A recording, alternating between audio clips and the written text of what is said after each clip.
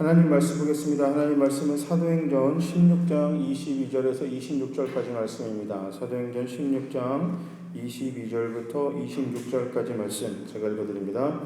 무리가 일제히 일어나 고발하니 상관들이 옷을 찢어버리고 매로 치라 하여 많이 친 후에 옥에 가두고 간수에게 명하여 든든히 지키라 하니 그가 이러한 명령을 받아 그들을 깊은 옥에 가두고 그 발을 착고에 든든히 치웠더니 한밤중에 바울과 실라가 기도하고 하나님을 찬송하며 죄수들이 듣더라. 이에 갑자기 큰 지진이 나서 옥토가 움직이고 문이 다 열리며 모든 사람의 매인 것이 다 벗어진지라. 아멘. 우리 옆으로 앞뒤로 인사하시겠습니다. 아름다우십니다. 아름다우십니다.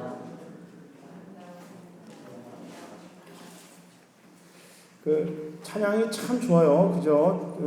여러분들은 각자 개인마다 이게 신앙생활 하는데 좋아하고 조금 더 좋아하고 이런 것들이 있겠지만 저는 특별히 찬양이 참 좋습니다. 이게 찬양을 하면 이게 찬양을 또 이렇게 열심히 부르고 그다음에 찬양에 깊이 빠져들면요.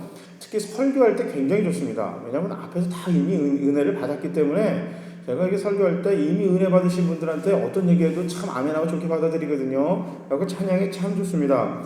그래서인지 어쨌든 저는 찬양을 조례하는데 이게 저도 한때는 이게 노래를 한 가닥 한다는 소리를 들었거든요. 그래서 노래하는 이게 찬양이 참 좋습니다. 좀 더 솔직히 말하면 이게 노래를 좋아하나 이런 생각도 하지만 어쨌든 뭐 찬양 참 좋아해요. 근데 모든 노래를 다 좋아하지는 않지만 그래도 뭐 대부분 노래들은 다 좋아합니다. 심지어 뭐 가요도 좋아하고요. 뽕짝도 좋아합니다. 그 다음에 뭐 클래식도 좋아하고 재즈도 좋아하고 힙합도 좋아하고 이게 메탈도 또 때로는 어떤 노래는 굉장히 좋아요. 그리고 이제 우리나라 창도요. 이게 듣다 보면 또 괜찮은 노래들 참 많습니다. 어쨌든 그 노래가 참 사람을 흥나게 하고 기분 좋게 합니다. 근데 특별히 찬양은요. 그냥 음률만 좋은 게 아니라 거기에 따른 그 가사가 참 우리에게 힘되잖아요. 하나님 찬양하고 하나님 영광 돌리고 또 어쩔 때는 나의 슬픈 마음 어떻게 이렇게 잘할까 할 정도로 그 가사에 참 은혜 받습니다. 거기다가 또 운동도 좋아합니다. 이게 제가 이게 운동할 때 특별히 이제 뭐 요즘에는 어떤 같이 하는 운동들 테니스나 아니면은 축구나 농구, 골프 이런 거 잘 못하는데요. 그래서 걷거나 뛰는 운동을 좀 합니다. 이제 그럴 때 찬양 들으면서 운동하면요, 그 재미가 참 쏠쏠합니다. 그래서 이제 저는 이제 그 중에서도 그런 찬양을 들을 때 좀 특성이 있어요. 그러니까 제가 요즘에 좋아하는 찬양이 하나 생기면 아주 100번이고 1000번이고 10,000번이고 그것만 들어요. 계속 리피트해가지고 그것만 듣는 편인데 여러분 어떤지 모르겠어요. 그래서 그렇다 보니까 상황에 따라 듣는 노래의 스타일이 생깁니다. 그러니까 이게 저는 이제 좋아하는 노래가 꽂히면 그 노래를 계속 듣다 보니까 이게 어떤 이제 그 유형이 생겨요. 그러니까 내 상황에 따라서 듣는 노래 스타일이 생깁니다. 내 상황에 따라 잡히는 노래가 있는 것 같아요. 슬플 때는 마치 내 마음을 알고 가사를 쓴 듯이 노래에 심취하기도 하고요. 비 올 때는 어떠세요? 재즈나 이런 거 발라드 같은 거 들으면 참 좋거든요. 아무튼 상황에 따라 나오는 노래들이 다릅니다.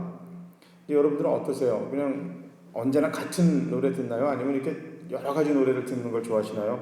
어떤 분들은 노래방 가면요, 그 상황에 상관없이 그냥 한 노래만 주장창 부르시는 분들이 있어요. 18번이라고 그러잖아요. 아무리 지금 분위기가 막 엄청 빠른 노래를 불러가지고 막 분위기를 살려놨는데 하여튼 그 구슬픈 노래 좋아하시는 분이 있어요. 그러면 막 분위기는 엄청 좋은데도 그분이 마이크만 잡으면 엄청 힘 쫙 빠지는 노래만 하죠. 18번이라고 합니다. 오늘 본문에 28번에 꽂혀 있는 두 사람을 소개합니다. 이게 보면 오늘 본문에 28번을 어떤 상황에서도 꼿꼿이 부르는 두 사람이 나오고 있어요. 오늘 바로 바울과 실라입니다. 이 본문을 얼핏 보면 감옥에 두 사람이 갇혔을 때 지진이 일어납니다. 그리고 감옥문이 열렸다. 이게 이야기의 중심인 것 같아요. 감옥에 갇혔고요. 그들이 찬양을 하니까 감옥문이 열렸다. 이 이야기가 그런 얘기 같은데 그래서 19세기 신학자들은 쓸데없는 논란을 벌였어요. 여러분 이게 그때는 죽을 만큼 싸울 만큼 중요한데 시간 지나면 별거 아닌 게 있거든요. 이게 그런 일이 굉장히 많아요. 근데 이런 일이 왕왕 우리 일상적인 삶에만 있는 게 아니라 이 교회에서도 있었다는 것입니다. 19세기 빌립보에서 그런 사건이 일어난 것이 사실이냐 아니냐를 문제 삼았습니다. 왜냐하면 원래부터 지진이 잘 일어나는 지역이라면 그 상황을 자연적인 현상에 맞춰 해석하려고 하였을 테고, 만약에 지진이 안 일어나는 지역이라면 하나님의 초자연적인 역사로 해석하려고 했기 때문에 이것이 뭐 어떻게 일어났느냐 이거에 대해서 초점을 맞췄어요. 그러니까 어떻게 지진이 일어났고 이 문이 열린 게 하나님이 하신 일이냐 아니면 그냥 자연적인 일이냐. 왜냐하면 이 이야기가 지진이 열려서 감옥문이 열렸다, 이게 굉장히 중요한 이야기로 생각했기 때문입니다. 성경에서 전하고 싶은 이야기가 있는데 그것은 관심이 없고 자기들이 이야기하고 싶은 것에만 관심이 있는 것입니다. 그래서 쓸데없는 것에 힘을 낭비하고 있는 것입니다. 또 오늘 본문에 보면 빌립보 지방의 사도 바울과 실라가 찾아갑니다. 빌립보라는 지역으로요, 이제 바울과 실라가 찾아가는 거예요. 복음을 전하다가 감옥에 갇히게 됩니다. 그리고 매를 흠씬 맞고 감옥에 갇힌 상태에서 그들은 자신들이 갇혀 있다는 사실에 아랑곳하지 않았습니다. 그리고 하나님께 기도하고 찬송하였습니다. 그때 지진이 일어났고 감옥이 흔들렸고 그 결과 문들이 열렸습니다. 죄수들이 수갑과 발을 묶어 놓았던 것들도 풀려버렸습니다. 예, 지금 이야기가 좀 이렇게 진행되고 있고요. 간수가, 이 뒷부분에 보면 간수가 두 사람이 이 상황에 도망했을 것으로 생각합니다. 그래서 자살하려고 합니다. 그런데 두 사람이 도망을 안 갔다는 사실을 알고 자살을 멈추고, 아마 여러분께 볼 때 이제 지금 간수가 자살을 하려고 그랬는데 바울과 실라가 나 도망 안 갔다라고 하니까 자살을 안 했거든요.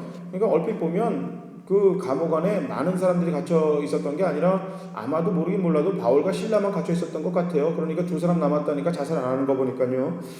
어쨌든 이때 간수는 도망을 안 간 바울과 실라를 보고 세례를 받고 그리스도인이 됩니다. 그리고 자기 집으로 내려가서 대접을 하고 그들이 예수를 영접하고 하나님께 영광 돌렸다. 이것이 본문의 내용입니다. 이 극적인 사건에서 우리가 주목해야 할 것은 기적이 아닙니다. 그냥 뭐 이게 지진이 원래부터 있었던 지역이라 그냥 자연현상이 일어나가지고 그냥 지진이 일어나서 감옥문이 열려가지고 바울과 실라가 빠져나갔다. 아니면요, 하나님이 역사해 주셔서 그들이 감옥문이 열렸다. 여러분, 이것은 이 이야기의 중심이 아닙니다. 성경에도 잘 보면요, 기적과 이런 일들이 많이 일어납니다. 특별히 복음을 전하다 보면 죽은 사람도 때로는 살아나기도 하고요, 병든 자가 고쳐지기도 합니다. 그런데 그것을 이야기하려고 한 것이 아닙니다.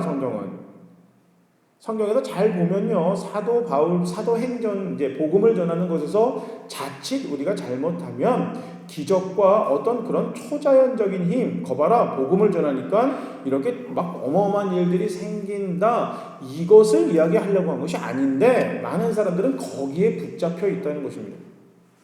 하나님은요, 규칙을 만드신 분입니다. 그죠? 질서를 만드신 분이에요. 창세기 1장에 보면 태초에 흑암이 공도니까 그러니까 무질서 상태에 있었다 이렇게 나옵니다. 하나님 그거 보기 안 좋으셨어요. 무질서를 질서하게 만드신 분이 하나님이세요. 규칙을 만드셨습니다.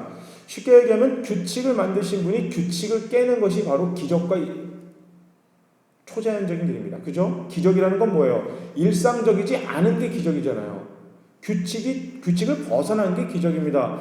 규칙을 만드신 분 입장에서 규칙을 어기는 것은 그렇게 과히 유쾌한 일은 아닙니다. 꽤 불편한 이야기입니다. 그래서 하나님이 애굽에서 이스라엘 백성들을 구출해내시고 구름 기둥과 불 기둥을 그들을 인도하셨고요, 만나로 그들을 계속 먹였어요. 그러면 우리가 믿을 때 우리 믿는 사람들도 하나님 그렇게 해주시면 좋겠다 그러는데 하나님이 그러고 뭐라고 그러셨냐면 이게 이제 안 할 거라고 그랬어요. 이거 그때만 하지 나 이제 이거 안 할 거다. 좋아하지 않으신다는 거예요. 좋아하지 않으십니다. 다니엘이 굶주린 사자 굴 속에 들어갔어요.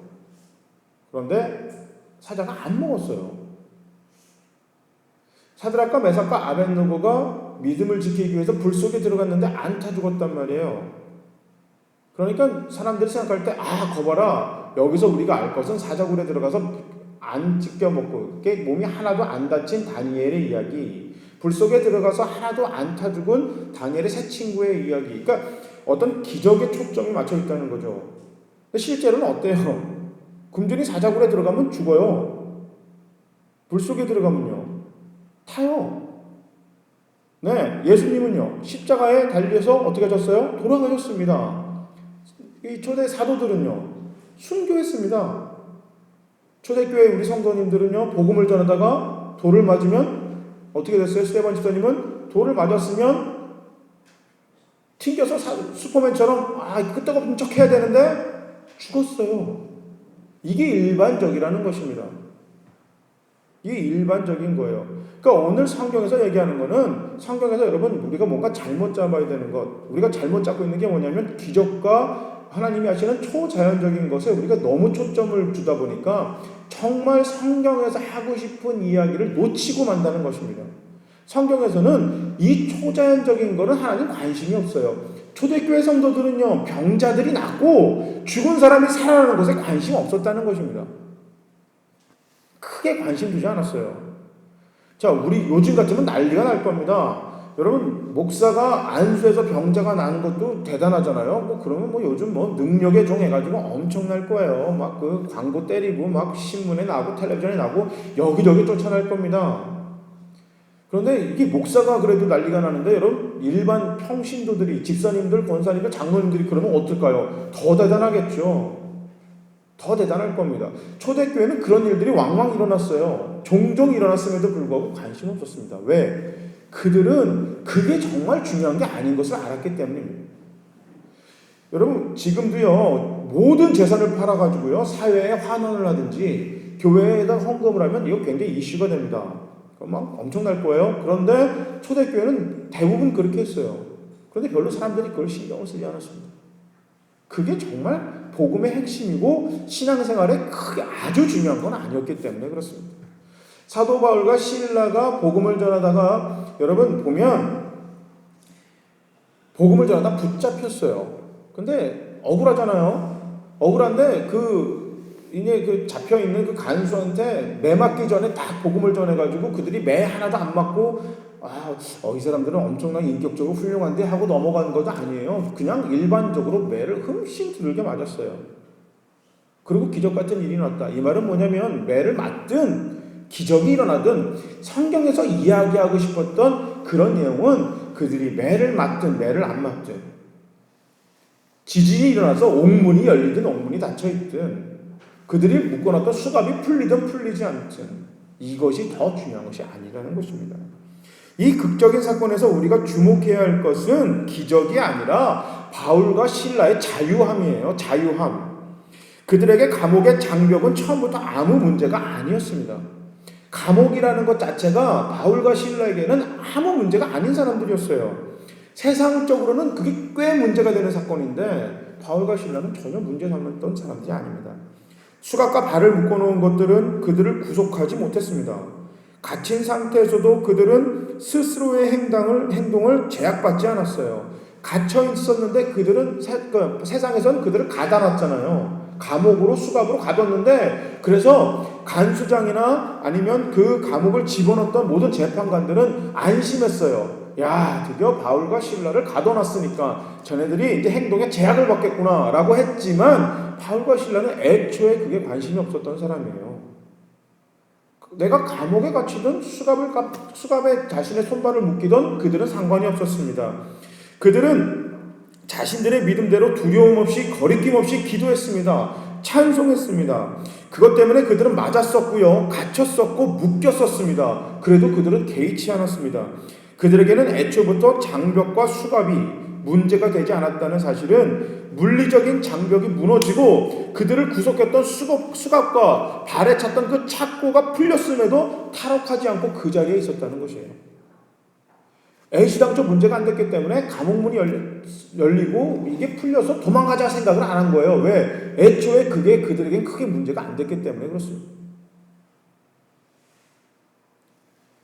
이미 그들에게 아무 의미 없는 장벽이었어요. 그 감옥을 나타났던 그 문은 그들에겐 어차피 애초에 그들에겐 아무 의미가 없었습니다.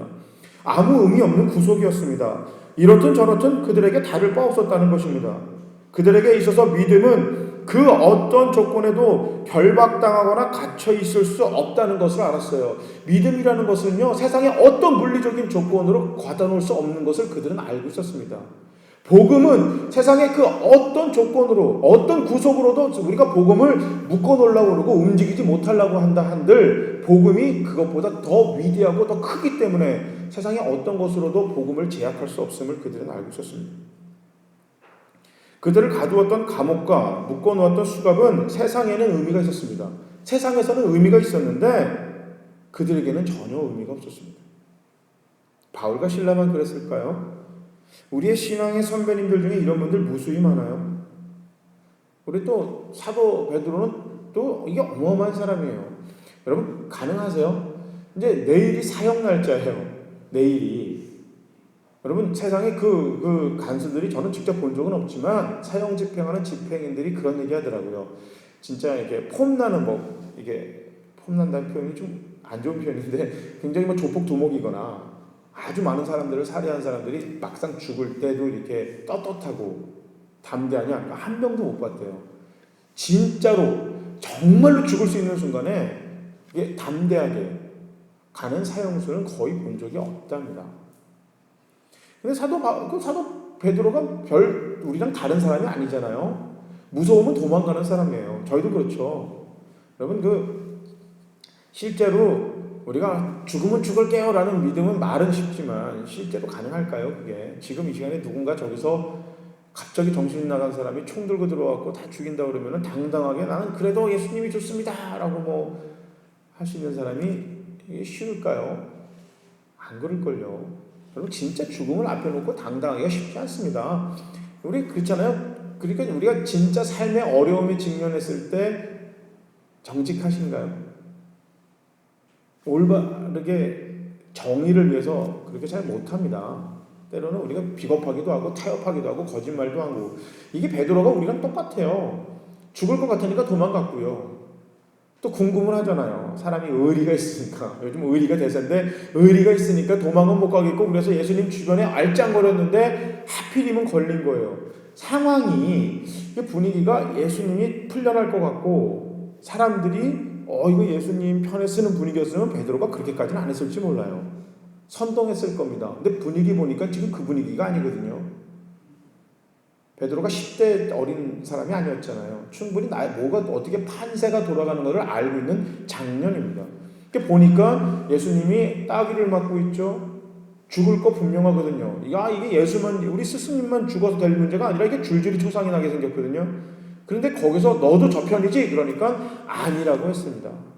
우리랑 별반 다르잖아요. 그런 베드로인데 성령을 받고 오순절날 성령을 받고 나서 사람이 바뀌었어요. 내일 사형이랍니다. 내일이 죽어요. 내일이 죽는 날인다는데 베드로가 뭐하고 있었죠? 감옥에서 코 걸며 자고 있었어요.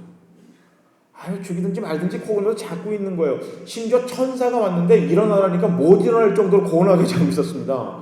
천사가 발로 깨웠어요. 이렇게 흔들어서. 한번 상상을 해보세요. 지금 너무 고나게 피곤해 자는데 천사가 깨웠어요. 나가래요. 그 베드로가 너무 잠이 취해가지고 자기가 나갔는데도 여기가 어딘지 몰랐어요. 한참 걷다 보니까 천사가 떠나가고 나서 여기 쉽게 얘기하면 여기가 방화동이네? 나는 감옥에 있었는데 이렇게 했다면 왜요? 감옥이라는 것 또 그들의 어떤 형벌에 있어서 사형을 당한다는 게 결코 그들을 구속시킬 수 없었습니다. 세상에서는 의미가 있었는지 모르지만 여러분 그리스도인들은 세상의 그 어떤 조건이 하나님의 그리스도의 복음과 믿음을 구속시킬 수 없음을 우리 신앙의 선배들은 알고 있었습니다. 성경에 나오는 사람들만 이야기하니까 좀 답답하신가요? 우리 한국에도 계세요. 아주 많이 계시는데 특별히 제가 오늘 소개해드릴 분이 있습니다.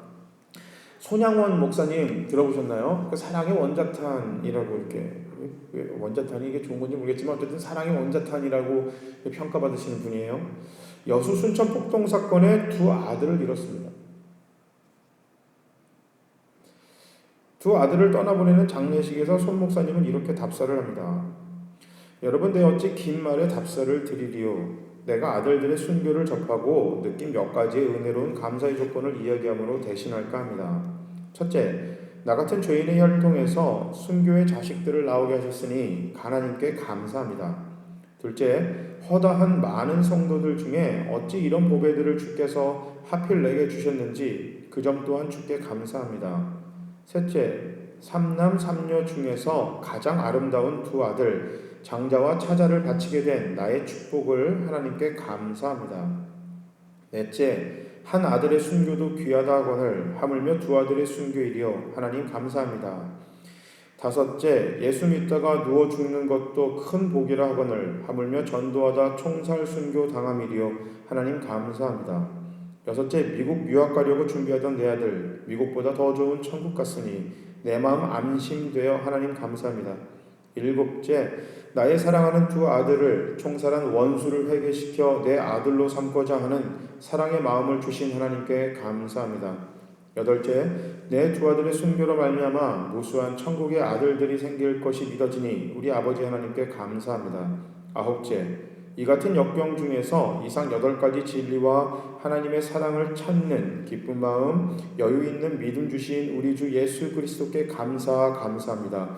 끝으로 나에게 분수에 넘치는 과분한 큰 복을 내려주신 하나님께 모든 영광을 돌립니다. 이 일들이 옛날 내 아버지, 어머니가 새벽마다 부르짖던 수십 년간의 눈물로 이루어진 기도의 결정이요 나의 사랑하는 한센명자 형제 자매들이 23년간 나와 내 가족을 위해 기도해 주신 그 성의의 열매로 믿어 의심치 않으며 여러분께도 감사드립니다.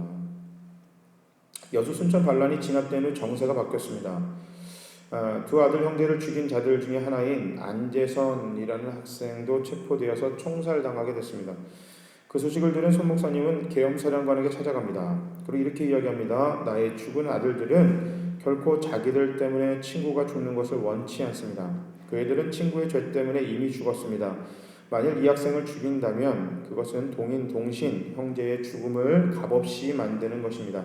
그렇게 이야기하면서 그 학생의 석방을 간청했습니다. 석방의 간청이 받아들여졌습니다. 그리고 손 목사님은 그 학생을 손재선이라 하여 자신의 아들을 삼습니다. 괜찮죠? 이건 불편한 얘기지만 정치의 어떤 이념보다 하나님의 복음이 우선입니다. 오늘 본문의 이야기는 물리적으로 지진이 일어나고 감옥문이 열리고 그들의 수겁이 풀렸다는 게 아닙니다. 하나님이 오늘 성경에 이야기가 적혀 있고 오늘 사도행전에 나오는 바울과 실라의 이야기를 통해서 우리가 꼭 붙잡아야 되는 것은 감옥문이 열리고 그들의 수갑이 풀렸다는 이야기가 아닙니다. 그 이야기의 진짜는 감옥문이 열리던 닫히던 지진이 일어나던 잠잠하던 수갑이 풀리던 묶여있던 상관없이 바울과 실라는 믿음 안에서 자유로웠다는 것입니다. 그것이 이 이야기의 목적입니다. 여러분 믿음대로 살면 감옥문이 열리길 바랍니다. 지진이 일어나서 우리의 수갑이 열리길 바랍니다. 그러나 실제로 열리지 않더라도 감옥문이 열리지 않더라도 수갑이 풀리지 않더라도 지진이 일어나지 않더라도 우리는 믿음 안에서 자유로워야만 합니다. 믿음으로 해서 자유로울 수 있는 것입니다. 그것이 이 이야기의 목적이고 이 땅에서 실제 두 발 딛고 실제 생활을 살아가는 모든 어려움을 겪어야만 하는 그리스도인들에게 그 후배들에게 신앙의 후배들에게 전해주는 선배들의 이야기입니다. 그 당시의 사람들은 전혀 다른 신들을 믿었습니다. 주피터, 디아나, 이시스, 미트라우 등입니다. 이 신들은 자신을 섬기는 사람들에게 재물을 요구했습니다. 심지어 그 제물로 사람의 목숨도 요구했습니다. 그 신들은요 마치 인간들과 같습니다. 똑같습니다. 내가 신이니까 또 내가 성공했으니까 내가 너보다 위에 있으니까 나를 섬기라는 것입니다. 왜냐하면 그 신들은 인간들이 만들어내기 때문입니다. 인간들이 만들어냈기 때문에 우리들의 그냥 그 모습을 투영합니다. 그 모습을 그대로 보여주는 것입니다. 그런데 그리스도인들은 달랐습니다. 하나님이 신이 먼저 인간을 찾아왔습니다. 그리고 신이 인간을 위해 죽습니다. 신이 인간을 이해하고 사랑했습니다. 그 구원의 은혜와 믿음 안에서 그리스도인들은 그 당시와 전혀 다른 윤리관을 형성했습니다. 또 전혀 다른 삶을 살았습니다. 신들의 축제의 비용을 위해 세상이 돈을 쓸 때 고아들과 가난한 사람들을 위한 공동기금에 자발적으로 기부하기 시작했습니다. 세상은 그 신들을 위한 축제 비용을 들였습니다. 신들을 위한 그 성전, 신들을 위한 신전을 짓기 위해 돈을 모을 때 그리스도인들은 이 땅에서 헐벗고 굶주려 있는 고아들과 과부들을 먹여 살리기 위하여 공동기금을 마련하기 시작했습니다. 광산에서 노역하고 섬에 유배된 사람들과 감옥에 갇힌 사람들에게 음식과 약을 주고 친구가 되었습니다. 그 당시 그 빌립보 지역의 그 역사를 보면, 쓰였던 그리스도인들을 평가하는 걸 보면, 여러분 생각해 보세요. 지금 생각하면 이게 얼마나 좋은 거예요. 광산에 사람들이 갇혔어요. 근데 그 사람들은 노예고 종들이에요. 주인들 입장에서 재수가 없는 겁니다. 왜? 광산이 무너져서 피곤하죠. 거기서 뭐가 안 나오잖아요. 또 노예는 자기들의 재산이잖아요. 노예도 없어져 버린 거예요. 주인들은 짜증이 나가지고 화가 나 죽겠는데 그리스도인들은 그들을 구해야 된다고 가서 도와주고 있고, 감옥에 갇힌 사람들은 음식과 약을 갖다 주고 있습니다. 그러니까 그 당시에는요, 우리 지금은 이게 우아한 건데 그 당시에는요, 그 사람들이 쓸데없는 짓을 하고 그리스도인들이 참 불필요한 존재, 세상을 혼란시키게 하는 존재를 욕하려고 기록을 남겨놨습니다. 근데 우리 신앙의 선배들이 그렇게 살았다니까요. 돈이 없어 장례조차 치르지 못하는 사람들을 위해 관을 사줬습니다. 장례를 치르게 해줬습니다. 이런 그리스도인들의 삶이 그 당시 세상에 경이로운 것으로 여겼고, 세상 사람들이 그것을 불편해했습니다. 그래서 그리스도인들은 불온한 사람들, 아주 나쁜 사람들로 평가받았습니다. 세상의 법칙과 세상의 규칙에 따르지 않았기 때문입니다. 세상은요, 세상의 법과 규칙에 따를 때만 자유함이 주어집니다. 이게 세상의 법칙입니다. 그죠? 세상에서 정해놓은 그 규칙과 룰을 지킬 때만 세상에서는 자유함이 보장됩니다. 그래서 세상에서 그리스도의 사랑과 믿음의 자유함은 때로는 인정받지 못할 때도 있습니다. 세상의 법과 같이 갈 때도 있지만 종종 세상의 법과 부딪힐 때가 있기 때문에 그렇습니다. 오늘 본문에 바울과 실라도 점을 치는 여자 노예를 만났습니다. 그 덕분에 그 여인의 주인들은 재미를 톡톡히 봤습니다. 이게 뭐냐면 옛날에 지금 점 치는 사람들을 종으로 이렇게 데리고 있었어요. 그래서 이 사람들이 점을 치면 돈을 받잖아요. 이 주인들이, 그러니까 이게 장사가 굉장히 잘 되는 거예요.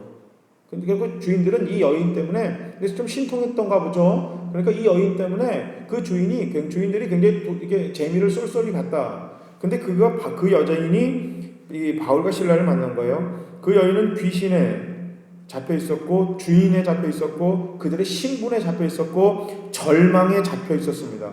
이 여인은 세상에 구속되어 있었어요. 세상의 조건에 그 여인은 자유함이 없었습니다. 그래서 바울과 실라가 그 여인을 자유하게 해줬습니다. 그 여인이 복음을 만났습니다. 그리스도를 만났습니다. 평생을 그 여인이 잡혀 있던 그 얼매였던 것들이 예수 그리스도를 만나며 그 여인은 자유함을 얻었습니다. 그래서 바울과 실라가 감옥에 갇혔어요. 한 여인의 자유, 여러분 이게 얼마나 이게 얼마나 아이러니한 이야기예요. 자유함을 주고 자유함을 준 이 두 사람은 구속됐어요. 세상적으로. 그죠? 영적으로 이들을 살려놓고 이들은 죽었습니다. 이게 기독교입니다.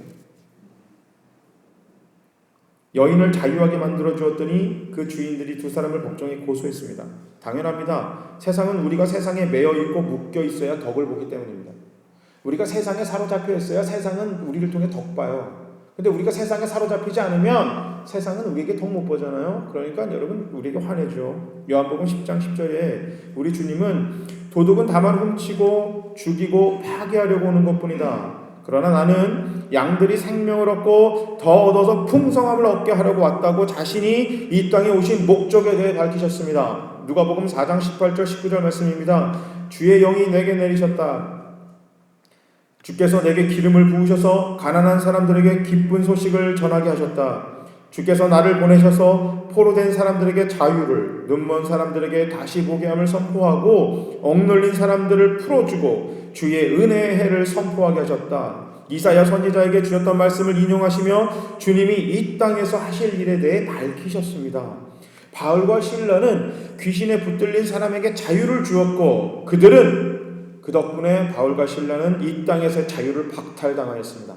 그러나 그들은 이 땅에서 자유와 권리 또 누림에 관한 것들에 초월하였습니다. 왜냐하면 믿음 안에서의 자유를 누리고 있었기 때문입니다. 우리를 사랑하시는 주님 안에 있을 때 우리는 진정한 자유를 누릴 수가 있습니다. 여러분 이것을 믿으시기 바랍니다. 주님 안에서만 우리는 참된 자유를 누릴 수가 있습니다. 오직 의인은 믿음으로 산다고 하박국 2장 4절과 갈라디아서 3장 11절, 로마서 1장 17절에 여러분 계속해서 나와 있습니다. 그렇습니다. 하나님의 자녀들은요, 어떤 상황에서도 예수님을 구주로 신뢰하고 모든 상황에서도 주님을 찬양하는 믿음으로 살아가는 것입니다. 여러분, 찬양할 수 있을 때만 찬양하는 것, 이것은 믿음의 사람이 아닙니다. 그건 누구나 할 수 있는 겁니다. 찬양할 수 없을 때 찬양하는 것이 믿음의 사람입니다. 기도할 수 있을 때 기도하는 것은 믿음이 아닙니다. 기도할 수 없을 때 기도하는 것이 믿음입니다. 바울과 실라는 믿음의 사람이었습니다. 감옥문이 열리길 기대하나요? 수갑이 풀리길 기대하십니까? 나를 꽁꽁 얼매이고 평생 나를 힘들게 한 조건들이 내가 기도하고 찬양할 때 풀리길 원하십니까? 그때만 찬양하길 원하십니까? 그때야 되어서만 기도하길 원하십니까? 아니요. 그것은 세상 사람들과 전혀 다르지 않은 것입니다. 바울과 실라는, 우리 신앙의 선배들은, 우리와 똑같은 그 두 사람은 바울과 실라가 맞으면 안 아플까요? 예수의 사람들이니까 맞으면 하나님이 고통을 경감 있게 막 안 아프게 해주시나요? 그들도 맞으면 아픕니다. 수갑에 묶여 있으면 손과 발이 아파요. 죽는 게 안 무서울까요? 똑같습니다. 그래도요, 그들은 그것보다 더 중요한 것에 사로잡혀 있었습니다. 뭐예요? 믿음에 사로잡혀 있었습니다. 복음에 사로잡혀 있었습니다. 십자가 구원에 사로잡혀 있었습니다. 네, 죽음은 천국 간다는 강렬한 믿음이 있었습니다. 그래서 그들은 어떤 상황에서도 찬양할 수 있었습니다. 그래서 세상이 그들을 아무리 묶어놓고 구속하려 했지만 그들은 이미 자유했다는 것입니다. 바로 그곳에서 찬양하는 것입니다. 바로 그곳에서 예배하는 것입니다. 바로 우리 주님의 자녀로 지금 살아가는 것입니다. 여러분, 하나님이 심으신 곳에서 꽃 피우시기 바랍니다. 나 여기서 심겨지길 바랍니다. 나 이런 사람 아닌데요. 아니요. 지금 상황에서 꽃 피고 열매 맺으시기 바랍니다. 지금이 중요합니다. 지금이 찬양할 때고, 지금이 예배 드릴 때고, 지금이 기도할 곳입니다. 여러분, 하나님이 부르시는 그곳에서, 하나님이 여러분이 찾으시는 그곳에서 찬양하고 예배하는 저와 여러분 되시기 바랍니다. 이 시간 어떤 상황 속에서도 주님을 찬양합시다. 예배합시다. 기도합시다. 감옥문이 우리의 묶여놨던 수갑이 열리던, 그것이 그대로 묶여있던, 내 어려운 모든 상황이 풀려지던 풀려지지 않던 언제나 주님을 찬양하고 부르시는 곳에서 예배하고 복음을 전하는 하나님의 사람들이 되시기를, 저와 여러분이 되시기를 주님의 이름으로 축복합니다. 우리 다 같이 함께 기도하시겠습니다.